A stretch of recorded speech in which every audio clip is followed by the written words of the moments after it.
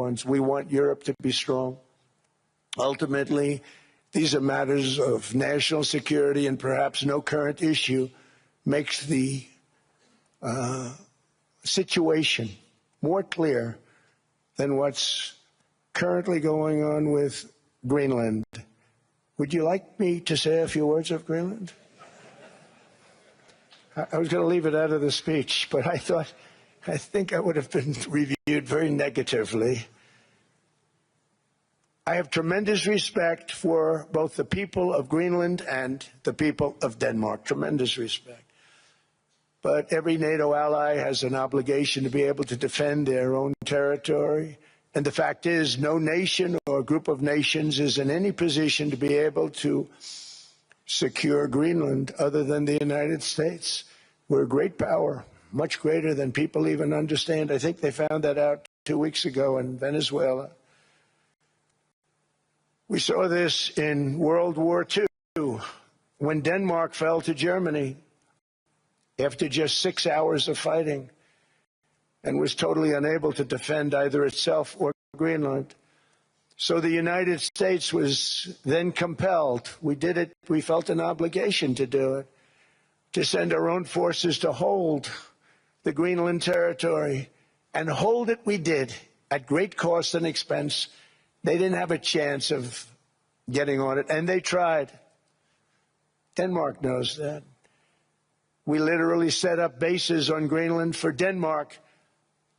We fought for Denmark. We weren't fighting for anyone else. We were fighting to save it for Denmark. Big, beautiful piece of ice. It's hard to call it land. It's a big piece of ice.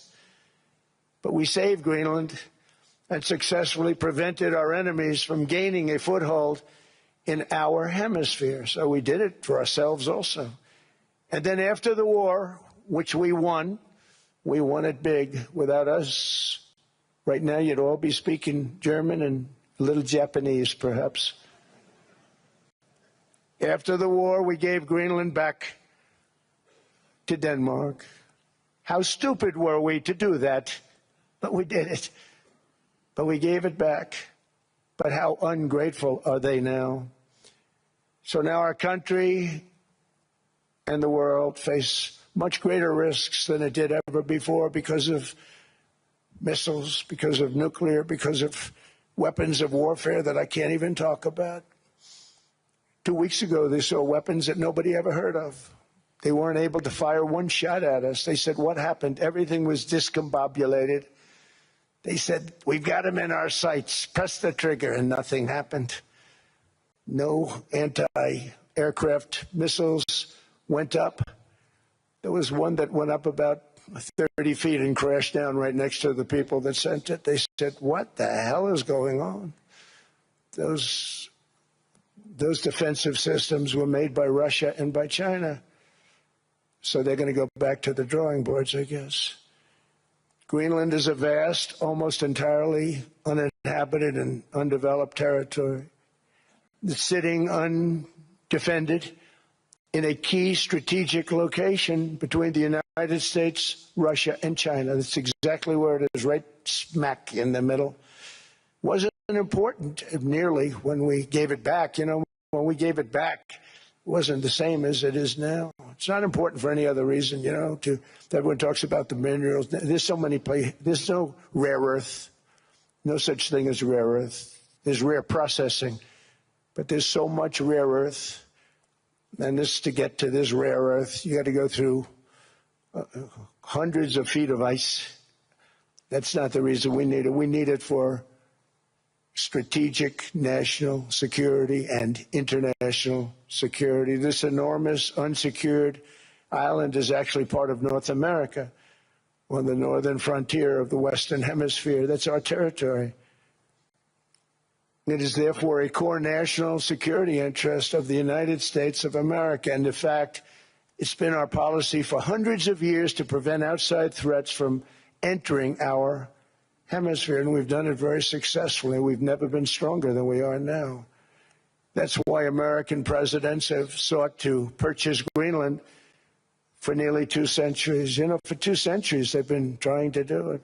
They should have kept it after World War II, but they had a different president. That's all right. People think differently. Much more necessary now than it was at that time, however. In 2019, Denmark said that they would spend over $200 million to strengthen Greenland's defenses.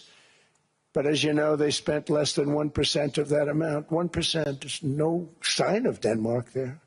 And I say that with great respect for Denmark, whose people I love, whose leaders are very good. It's the United States alone that can protect this giant mass of land, this giant piece of ice, develop it and improve it and make it so that it's good for Europe and safe for Europe and good for us.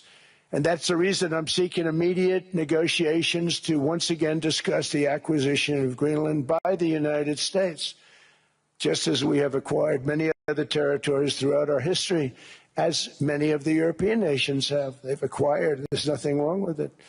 Many of them, some went in reverse, actually, if you look. Some had great, vast wealth, great, vast lands all over the world. They went in reverse. They're stuck back where they started. That happens too. But some grow.